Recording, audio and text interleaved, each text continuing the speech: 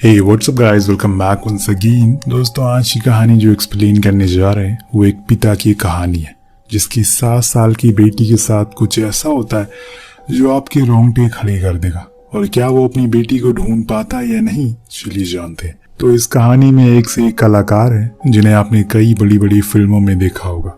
Keller नाम का शख्स जो अपने पूरे परिवार के साथ फ्रैंक के घर जा रहा है जो कि उसका पड़ोसी है। सभी वहां पर इकट्ठा होते हैं और बहुत खुश भी होते हैं। लंच के बाद सभी बच्चे बाहर जाते हैं खेलने के लिए, जहां हम देखते हैं कि जॉय एक ट्रक पर चढ़ना शुरू कर देती है, लेकिन तभी रैल्फ आकर उसे रोकता है। लेकिन कुछ देर बाद जॉय कहती है कि उसका एक टॉय अपने घर रह गया है, वो उसे लेने के लिए जा रही है। उसके साथ फ्रैंक की बेटी आना भी होती है और बाकी लोग अपने एंजॉयमेंट में लगे रहते हैं। लेकिन दोस्तों, काफी रात हो जाती है और अब तक दोनों लौट कर नहीं आए थे। सभी बहुत घबरा जाते हैं कि आखिर वो कहाँ चले गए। वो लोग उन दोनों को इधर उधर ढूंढना शुरू कर देते हैं, आवाज लगाते हैं, लेकिन उनका कुछ भी पता नहीं चल रहा था। इसीलिए केलर बिना समय गवाए पुलिस को कॉल कर देता है और उन्हें सब कुछ बताता है। यहाँ रैल्फ बताता है कि यही आसपास में एक पुरानी ट्रक खड़ी थी। वो इस बारे में भी पुलिस को ही बताता है, तो वो उसे ढूंढना शुरू करते हैं, जो कि उन्हें पेट्रोल पंप पर खड़ी मिलती है, जिसके अंदर बैठा हुआ एलेक्स उन पुलिस वालों को देखकर अपनी ट्रक को भगाना शुरू कर देता है। मतलब जरूर कोई गड़बड़ है, लेकिन अफसोस कि ज्यादा दूर नहीं जा पाता क्योंकि अंधेरा होने की वजह से उसकी टक्कर हो जाती है। सभी पुलिस वाले उसे बाहर निकालते हैं और फिर डिटेक्टिव लोकी उसे बातचीत करते हैं और उन दोनों लड़कियों के बारे में पूछते हैं, लेकिन वो कहता है कि उसे कुछ भी पता नहीं है उनके बारे में और वो ऐसी किसी भी लड़कियों को नहीं जानता। लोकी फौरन उसे अंदर आने को कहता है, जहां वो खुद उसे अकेले में बातचीत करता है और फिर उन्हें वही 2 लड़कियों की तस्वीर दिखाकर पूछता है, लेकिन अभी भी उसका जवाब वही था कि उसे नहीं पता कि ये कौन है। उधर फॉरेंसिक टीम उस ट्रक को भी हर जगह से चेक करती है, लेकिन उन्हें कोई सुराग नहीं मिलता जिससे कि उस पर शक किया जाए। उधर लोकी एलेक्स के आंट के घर जाता है जहां वो रहता है। वहां जाकर वो बताती है कि एलेक्स जब 6 साल का था तब उसके मॉम डैड गुजर गए। तब से वो उनके साथ रहता है, लेकिन हाँ, वो अपना ज्यादातर समय अपनी ट्रक में ही गुजारता है क्योंकि उसे एक बीमारी है जिसमें इंसान बड़े तो हो जाते हैं, लेकिन उनका दिमाग एक 10 साल के बच्चे जैसा होता है। सेम यही सीन उसके साथ भी है। लोकी को भी समझ नहीं आ रहा था कि असल में वो करे तो करे क्या। सुबह वो केलर के घर जाता है जहां पर मातम पसरा हुआ था। किसी को कुछ समझ नहीं आ रहा था कि उनके बच्चे अचानक से कहाँ चले गए। ऐसे में लोकी उन्हें बता देता है कि एलेक्स को एक बीमारी है, वो अभी 10 साल का ही। पर केलर को यकीन नहीं होता। अगर वो 10 साल का है तो वो इतनी बड़ी ट्रक कैसे चलाता है? तुम्हें देखकर भागा क्यों? तुम्हें उसे जेल में बंद करके रखना चाहिए।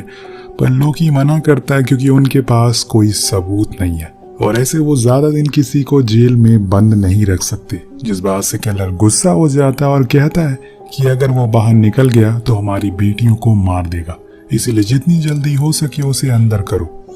लेकिन यहाँ लोकी भी मजबूर है, पर वो पूरी कोशिश करता है, जिसके लिए वो एक बड़े ऑफिसर के पास जाता है और उसे जितने भी लोगों के खिलाफ केसेस दर्ज हैं, बच्चे चुराने या फिर उनके साथ कुछ गलत करने के आरोप में, उन्हें वो फिर से दोबारा देखता है। पर इसमें भी एलेक्स का कोई नाम नहीं था। और इसी दौरान उसे पेड्रिक के बारे में पता चलता है, जिसे मिलने के लिए वो उसके घर जाता है। वहां जाकर वो देखता है कि वो तो नशे की हालत में पड़ा हुआ है, इसीलिए वो खुद ही घर की तलाशी में लग जाता है। तब उसे एक खुफिया रास्ता मिलता है जिसके अंदर जाने पर उसे एक लाश मिलती है, जो किसकी थी उसे पता नहीं है। पर उसे देखकर ऐसा लग रहा था कि मानो उसे कई सालों से यहाँ पर कैद करके रखा गया हो। वो फौरन उसे उठाकर लाता है और पूछता है कि ये कौन है। तो पेड्रिक बताता है कि ये बच्चों को चुराता था, इसने 15 से 16 लड़कियों को अगवा किया था। पर एक दिन ये मेरे पास आकर खुद मुझसे कहने लगा कि मुझे सजा दे दो, और तब मैंने उसे ये सजा दी। उधर हम देखते हैं कि पुलिस के साथ केलर भी उन्हें ढूंढने में लगा हुआ है कि तभी उसके पास कॉल आता है, जिससे उसे पता चलता है कि एलेक्स को वो रिलीज कर रहे हैं। पुलिस वो तुरंत ही जेल के बाहर आता है और देखता है तो वो बात सही थी। उसे बहुत ही ज्यादा गुस्सा आता है और इसीलिए वो उसे बीच से पकड़ लेता है और खूब मारता है। और तब एलेक्स उसे कहता है कि जब तक तुम्हारी बेटियां मेरे पास थी वो एक बार भी रोई नहीं। ये सुनकर उसे और गुस्सा आ जाता है, लेकिन इतने में पुलिस आ जाती है जिन्हें केलर सब कुछ बताता है जो कुछ उसने कहा था। इसीलिए लोकी उसके घर जाता है और उसे पूछताछ करने के लिए, लेकिन वहां तो एलेक्स बदल जाता है। उसका कहना था कि उसने ऐसा कुछ भी कभी नहीं कहा। जब लोकी केलर को बताता है तो वो समझ जाता है कि वो बहुत ही शातिर है, कोई बेवकूफ नहीं है। उसे खुद ही कुछ करना होगा क्योंकि पुलिस बिना सबूत के कुछ भी नहीं कर सकती और उसे खुद सबूत ढूंढना होगा।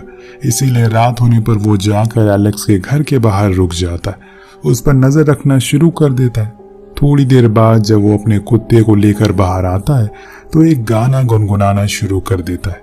ये सेम वही गाना था जो कि जॉय और एना गाया करती थी और उसे सुनकर केलर का विश्वास और भी यकीन में बदल जाता है कि उसकी बेटियां इसी के पास है। इसीलिए वो तुरंत ही कार से बाहर निकलता है और उसके ऊपर बंदूक तांग कर बंदी बना लेता है।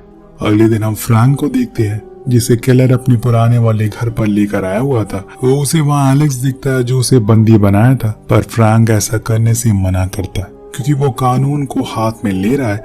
पर केलर का कहना था कि अब कानून कुछ नहीं करने वाली, मुझे मेरी बेटी जिंदा चाहिए किसी भी हाल में, और उन तक मुझे ये आदमी पहुंचा सकता है। वो उसे बहुत मारता है और तब तक मारता रहता है जब तक वो बेहोश ना हो जाए।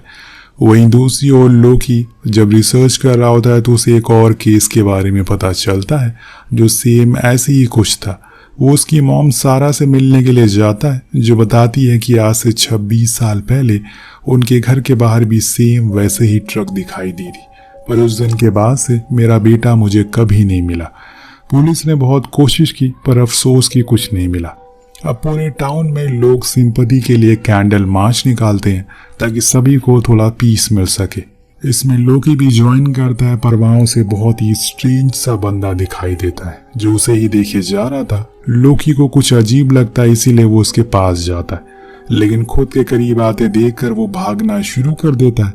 लोकी पीछा तो करता है, लेकिन तब तक वो उसकी आंखों से ओझल हो जाता है। लेकिन एक चीज अच्छी हुई थी, वो उसका फेस याद कर लेता है, इसीलिए वो फौरन आकर उसका स्केच बनवाता और सभी जगह फैला देता है। अब सारे न्यूज चैनल पर उसकी फोटो आने लगती है। इतने में एक क्लोथिंग स्टोर से एक लड़की की कॉल आती है। वो उसे तुरंत ही मिलने के लिए जाता है। वहां जाकर उसे पता चलता है कि उस बंदे का नाम बॉब है और वो आए दिन यहाँ पर बच्चों के कपड़े लेने के लिए आता है। लोग उसे ये कहकर निकल जाता है कि अगर वो फिर से आए तो उसे कॉल करे। अब धीरे धीरे ही सही कुछ क्लू मिलते जा रहे थे जो शायद इस केस को सॉल्व कर दे।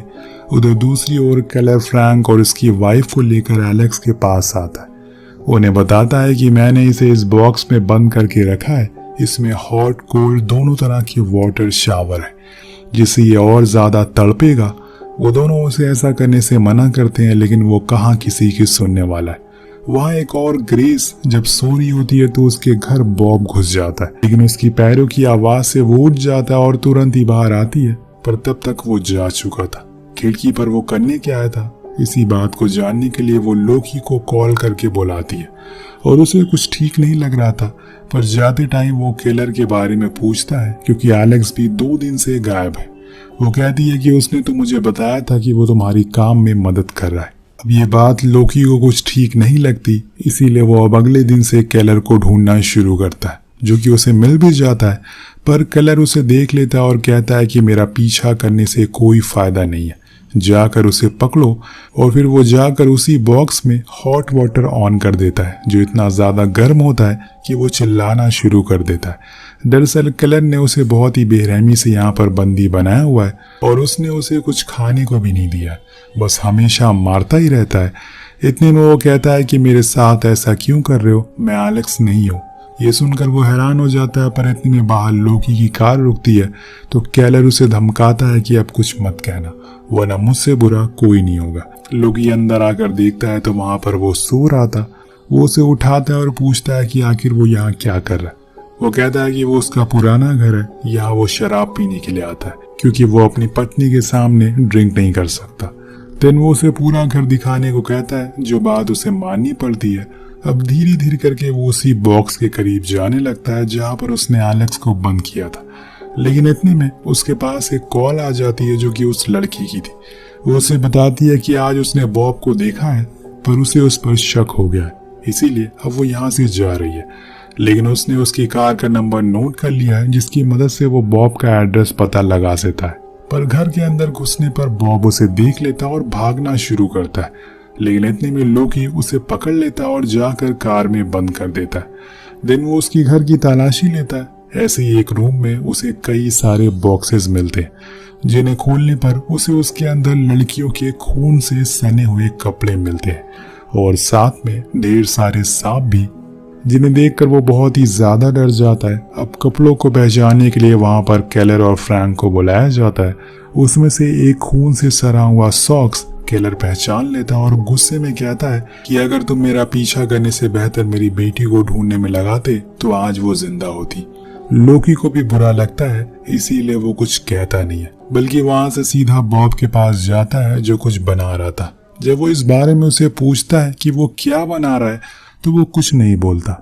लोकी पहले से ही बहुत ज्यादा इरिटेट था, इसीलिए उसे उसके ऊपर गुस्सा आ जाता और उसके बीच हाथापाई होना शुरू हो जाती है, जिस चक्कर में बॉब के हाथ पुलिस वाले की बंदूक लग जाती है, जिससे कि वो खुद को ही गोली मार लेता है, जो कि बहुत ही हैरान कर देने वाली बात थी। एक वही सबूत था जो उन बच्चियों तक पहुंचता था, लेकिन अब उसने खुद को मान लिया है। फिर उसने ऐसा क्यों किया? उधर एलेक्स के ऊपर लगातार टॉर्चर किया जा रहा है और अब तो वो और करेगा, क्योंकि उसे यकीन हो गया कि उसकी बेटी अब इस दुनिया में नहीं रही। तभी अंदर से एलेक्स कहता है कि वो दोनों एक मेज में है, जिसको सुनकर वो शार को रोक देता है और उस जगह की लोकेशन पूछता है, लेकिन वो नहीं बताता। केलर खुद उसकी आंट के घर जाता है और उनसे पूछता है कि क्या उसने कभी किसी भी तरह की कोई मेज की बात की है, तो वो मना कर देती है। इसी दौरान उसे वहां पर रखे न्यूज़पेपर से पता चलता है कि बॉब ने खुद को गोली मार ली है। उधर लोकी बॉब के मारे जाने के बाद बहुत ही ज्यादा गुस्से में था।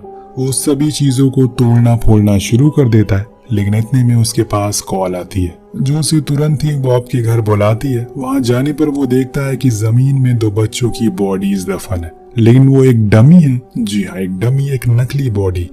इंचार्ज बताता है कि जो खून हमें कपड़ों पर मिला है वो असल में जानवरों का था और इसमें सिर्फ एना और जॉय के ही कपड़े असली थे और सभी कपड़े एकदम बिल्कुल नए थे।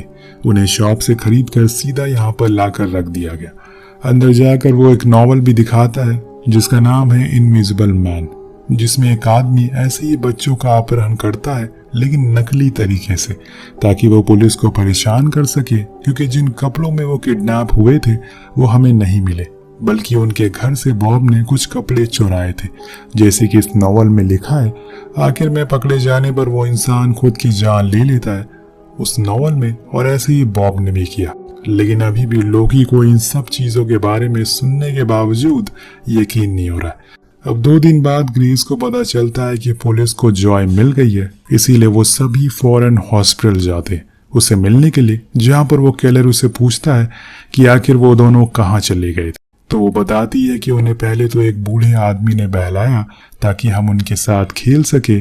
उनका घर हमारे घर के करीब ही है, पर बाद में उन्होंने हमारे मुंह पर टेप लगा दिया जिसे हम आवाज नहीं लगा सके। पर रात में मैं वहां से भाग गई और रोड पर आ गई। पर आना कहाँ है मुझे नहीं पता।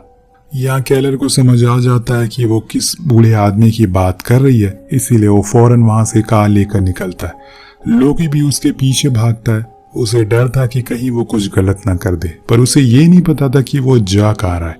इसी चक्कर में वो उसके पुराने वाले घर पहुंच जाता है, जहाँ पर एलेक्स अंदर से चिल्लाना शुरू करता है। लोकी फौरन उसे बाहर निकालता और उसकी ऐसी हालत देखकर दंग रह जाता है। उधर केलर पहुंचता है आंट के घर, जी हाँ, एलेक्स की आंट के घर। वहां जाकर उसे कहता है कि मुझे पता है कि वो यही है। आंट को भी पता चल चुका था कि उसका भांडा फूट चुका है, और इसीलिए वो सही मौका देकर उस पर बंदूक तान देती है और हथकड़ी पहनने को कहती है।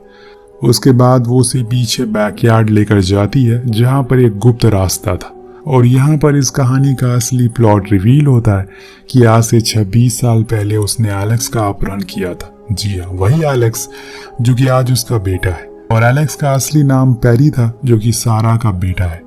वो बताती है कि हमारा असली बेटे को गॉड ने हमसे छीन लिया, इसीलिए उसके बाद से मैंने और मेरे हस्बैंड जॉन ने उन बच्चों को अगवा करना शुरू कर दिया, जो अपने परिवार के साथ बहुत खुश थे, क्योंकि हमसे उनकी खुशी देखी नहीं जाती थी।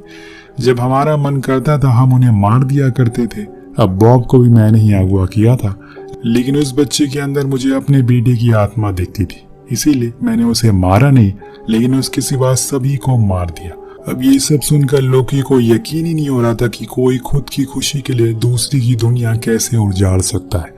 पर यह आंट किसी की नजरों में नहीं आना चाहती, इसीलिए वो लोकी से उस रास्ते के अंदर जाने को कहती है, जो कोई एक टनल जैसा लग रहा था। उसकी बात नहीं मानता, लेकिन वो उसके पैरों में शूट कर देती है और उसे अंदर डाल देती है, और फिर उस रास्ते को पूरी तरह से बंद कर देती है।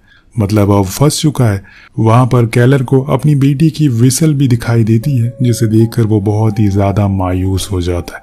उसे पूरा यकीन हो गया था कि वो मर चुकी है। दूसरी ओर लोकी आन के घर पहुंचता है, ये बताने के लिए कि उन्होंने एलेक्स को ढूंढ लिया है, पर इतने में उसे वहां टेबल पर रखी एक इंसान की फोटो मिलती है, जिसके गले में सेम वही डिजाइन का लॉकेट था जो उसने पैड्रिक के घर में मेरी लाश के गले में देखा था। यानी कि वो यही आदमी था जिसे अपनी गलती का पछतावा हो चुका था, लेकिन वो पछतावा उसकी बीवी को नहीं हुआ, और यही उसकी बीवी है। इतने में उसे एक जगह आटाना दिखती जो किसी तरह का इंजेक्शन खुद में इंजेक्ट कर रही थी। लोकी उसे शूट करता है, लेकिन इतने में वो उसे इंजेक्ट कर लेती है, पर पहली गोली आंट को लगती है, जिससे कि वो मारी जाती है।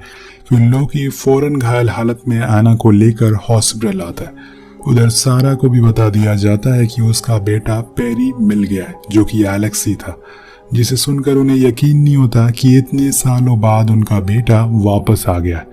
दोनों को हॉस्पिटल में एडमिट किया जाता है, जहां पर ग्रेस भी आती है उसका शुक्रिया अदा करने के लिए। लेकिन कई दिन से केलर घर वापस नहीं आया, जिस बात का डर उसे बहुत सताया जा रहा है।